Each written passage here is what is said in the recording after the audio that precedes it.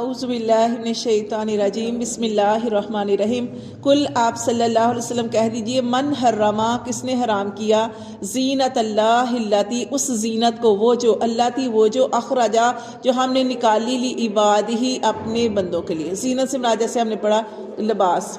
اللہ فرماتے ہیں کس نے حرام کیا اس زینت کو وہ جو ہم نے جو ہے لوگوں کے لیے نازل کی یا اتاری نکالی لی عبادی اپنے بندوں کے لیے. جیسے وہ پیچھے برہنہ ہو کے وہ طواف کرتے تھے تو اس کے بارے میں دوبارہ آ رہا ہے کہ اللہ تعالیٰ نے تو یہ لباس تمہیں دیا ہے سجنے کے لیے سنورنے کے لیے پہننے کے لیے اپنے جسم کو ڈانپنے کے لیے. تو کس نے حرام کیا اخرجا وہ جو ہم نے نکالا لی عبادی اپنے بندوں کے لیے والطیباتی اور پکیزہ من الرزق رزق میں سے اور رزق میں سے جو حرام کیا.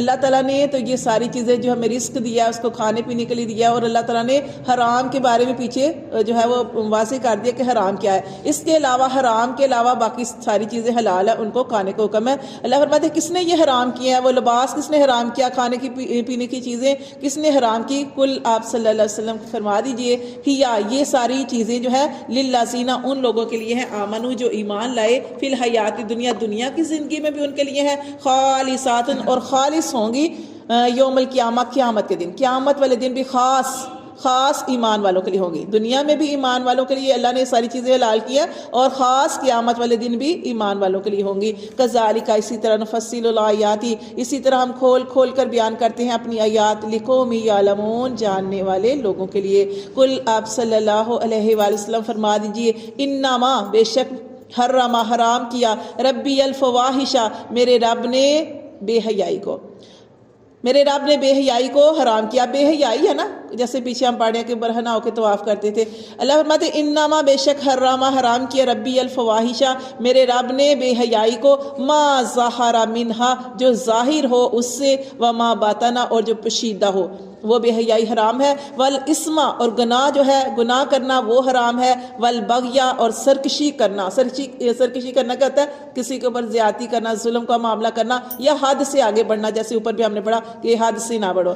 بغیر الحق ناحق یہ ساری چیزیں حرام ہے. وان تشرکوا اور یہ کہ تم شریک ٹھہراؤ باللہ اللہ کے ساتھ یہ بھی حرام ہے اللہ کے ساتھ شریک ٹھہرانا. جیسے ہم پیچھے پڑھے ہیں کہ مشرکین برہنہ ہو کر طواف کرتے تھے اور کیا کہتے تھے اللہ کی طرف منسوب کرتے تھے اور دیکھیں کہ وہ بھی اللہ تعالیٰ کو پکارنے والے تھے لیکن شرک کیا کرتے تھے کہ اللہ کے ساتھ انہوں نے مورتیاں بنا رکھی تھی اور کہتے تھے یہ مورتیاں ہمیں کل قیامت والے دن اللہ کے قریب کریں گے. تو یہ شرک ہوتا ہے. اللہ کو وہ بھی مانتے تھے لیکن اللہ کے ساتھ انہوں نے شریک ٹھہرایا ہوا تھا. اللہ فرماتے ہیں اللہ کے نبی فرماتے ہیں وان تشرکوا باللہ اور اللہ نے یہ حرام کیا کہ اللہ کے ساتھ کسی کو شریک مت ٹھہراؤ. ما لم جب کہ نہیں ینزل بھی جب کہ نہیں اللہ تعالیٰ نے اتاری اس کے بارے میں سلطان کوئی دلیل. اللہ نے اس کے بارے میں کوئی دلیل نہیں اتاری کہ یہ جو ہے اللہ نے کہا کہ تم یہ کرو شرک کرو بلکہ اللہ تعالیٰ ہر گناہ کو معاف کر دیتے ہیں لیکن اللہ تعالیٰ شرک کو کبھی بھی معاف نہیں کرتے. وَأَن تَقُولُوا اور یہ کہ تم کہو اللہ اللہ پر ایسی بات ما لا تعلمون جس کا تمہیں علم نہیں. وَلِكُلِّ أُمَّةٍ اور ہر امت کے لیے اجل اللہ نے اس کا مقررہ وقت رکھ دیا ہے. فَإِذَا جَاءَ پھر جب وہ آ جائے گا اجلہم ان کا مقررہ وقت لا يستاخرون تو نہیں سرک سکیں گے ساعتن ایک گھڑی پیچھے نہیں سرک سکیں گے. جب موت کا وقت آ گیا انسان نہ پیچھے سرک سکتا ہے ولا يستقدمون اور نہ ہی ایک قدم آگے بڑھا سکتا ہے جب موت کا وقت آ جائے.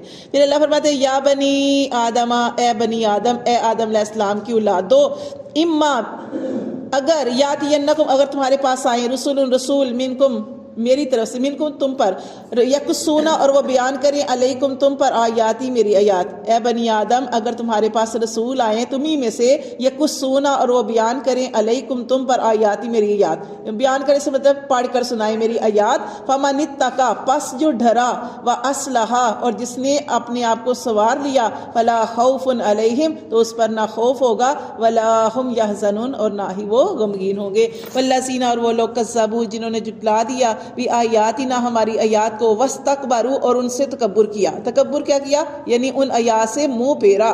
واستکبروا عنہا اور ان سے منہ پھیرا.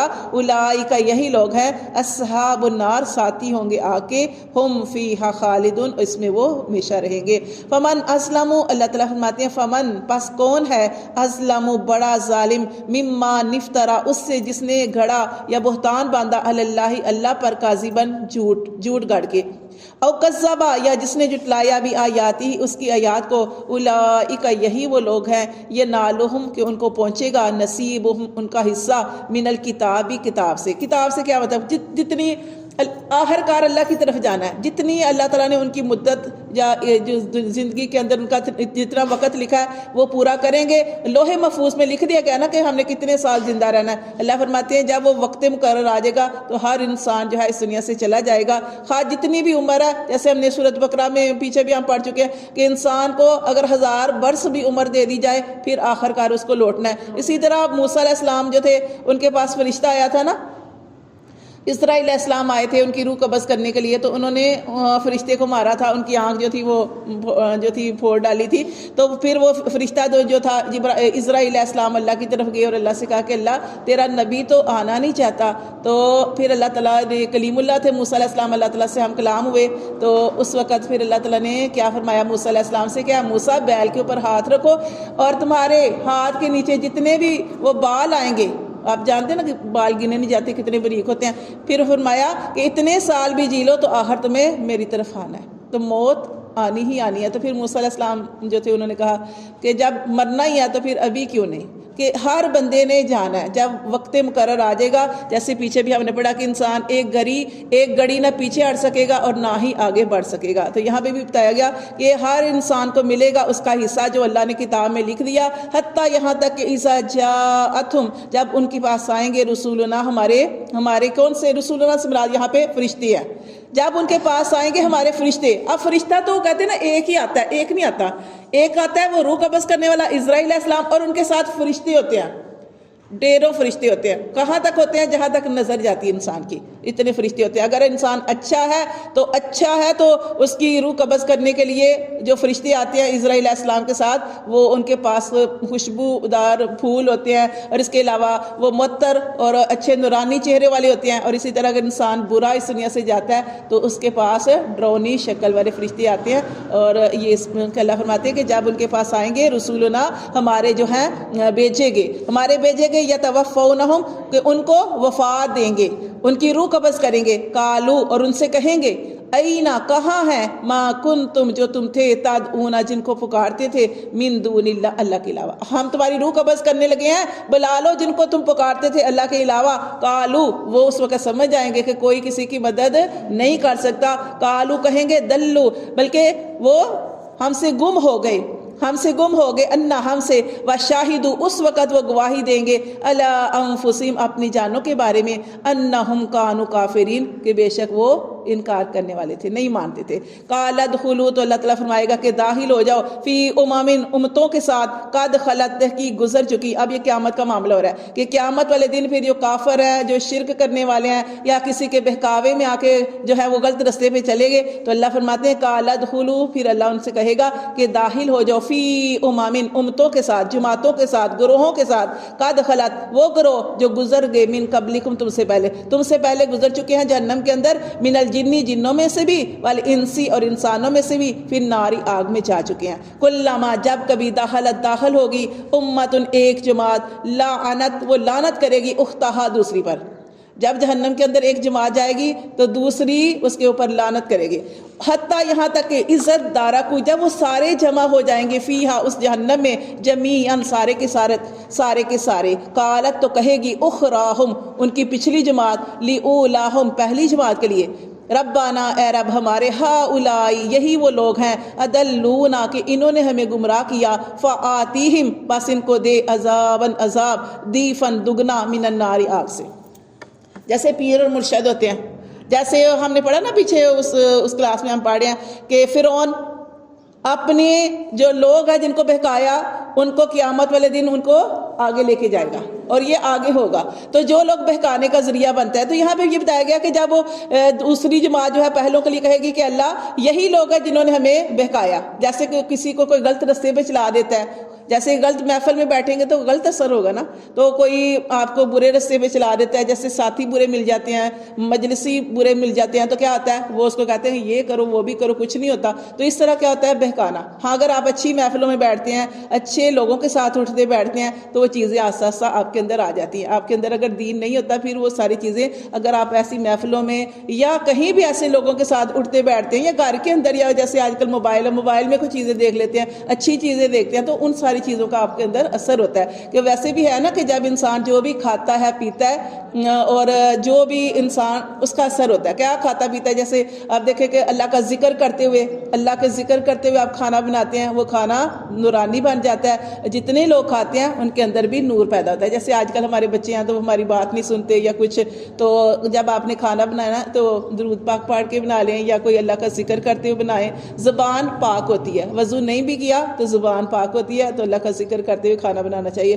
یہ جو ہم اس طرح کرتے ہیں اس کا اثر ہوتا ہے.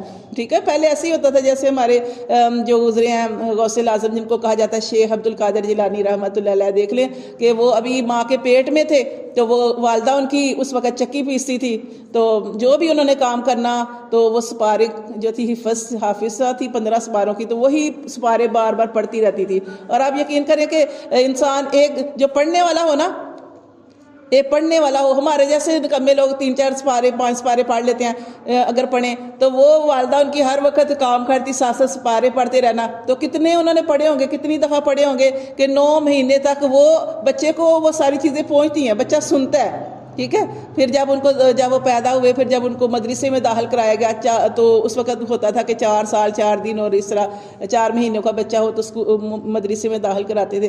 تو تب جب قاری صاحب نے ان کو پڑھایا تو ان کو پہلے ہی وہ سارا کچھ آتا تھا. 15 سپاروں کی حافظہ تھی والدہ اور 15 سپارے اس بچے کو یاد تھے. تو یہ جو بھی چیز جو بھی ہم کرتے ہیں, ہم یہ اسی لیے کہا جاتا ہے کہ جب عورت حاملہ ہو تو اسے کیا کرنا چاہیے, یہ قرآن کے ساتھ اللہ کے ذکر کے ساتھ جڑنا چاہیے. یہ نہیں کہ آپ لگا کے تو فلمیں دیکھ رہی ہیں, جو بھی آپ کریں گے اس کا اثر آپ کے بچے کے اوپر بھی ہوگا. تو یہاں پہ یہ بتایا جا رہا ہے کہ کیا کریں گے, پیر اور مرشد کی بات لگا لیں یہاں پہ. جیسے پیروکار ہوں گے تو اپنے اس کے بارے میں, مرشد کے بارے میں کہیں گے یہی تھا جس نے ہمیں گمراہ کیا. یہاں پہ وہ لعنت کر رہے ہیں, وہ کہیں گے کہ اللہ فآتہم عذابن, کہ ان کو عذاب دے, دیفن دگنا من النار, آگ سے. کالا, تو اللہ تعالیٰ کیا فرمائے گا, لکل دیفن, ہر ایک کے لیے دگنا ہے, ولیکن لا تعلمون, لیکن تم نہیں جانتے. ہر ایک کے لیے دگنا ہے. اللہ نے سب کو سمجھ اور عقل کے ساتھ پیدا نہیں کیا, اللہ نے رستے نہیں دکھائے, اللہ نے رستے نہیں دکھائے, تمہیں اپنی سمجھ کو استعمال کیوں نہیں کیا. اللہ فرماتے ہیں سب کو دگنا ملے گا. جیسے کہ آپ کسی کو نیکی کا حکم دیتے ہیں, آپ کسی کو نیکی کو حکم دیتے ہیں اور آپ کے سمجھانے کی وجہ سے کوئی نماز نہیں پڑھتا, وہ نماز کی طرف آ جاتا ہے. اگر کوئی اپنے والدین کے ساتھ اچھا سلوک نہیں کرتا, آپ کے سمجھانے کی وجہ سے والدین کے ساتھ اچھا سلوک کرنے لگتا ہے. تو یہ جو اچھا وہ عمل کر رہا ہے, کوئی عمل کر رہی ہے عورت, تو آپ نے اس کو سمجھایا, تو وہ جو عمل کر رہی ہے اس کو بھی ثواب ملے گا, اور جس نے اس کو سمجھایا اس کو بھی اتنا ہی اجر ملے گا. اللہ کسی کے اجر میں کمی نہیں کرتے. تو یہاں پہ یہ بتایا جا رہا ہے کہ ہر ایک کو, اللہ ہمارے ہر ایک کو دگنا ملے گا. اسی طرح جس نے کسی کو بہکایا, کسی کو گمراہ کیا, کسی کو غلط رستے پہ لگا دیا, اس کو بھی اتنے گناہ ملے گا, دونوں کو ملے گا. تو اللہ فرماتے ہیں ہر ایک کے لیے دگنا ہے, ولیکن لا تعلمون, لیکن تم نہیں جانتے. وقالت, اور کہے گی, اولاہم, ان کی پہلی جماعت, لاخراہم, پچھلی جماعت کے لیے, فما کان لکم, پس نہیں ہے تمہیں, علینا, ہم پر, من فضل, کوئی بھی فضیلت. وہاں دنیا میں تو تمہیں فضیلت تھی نا, دنیا میں تو تم بڑے بنتے تھے, ہم تمہارے پیروکار تھے. اب یہاں پہ جہنم میں ہمارے ساتھ ہو, تمہیں کوئی فضیلت نہیں ہے. فذوقوا العذاب, فذوقوا العذاب, اب تم بھی چکھو عذاب, بما کنتم تکسبون, باسباب اس کے جو تم نے کمائی کی. صدق اللہ.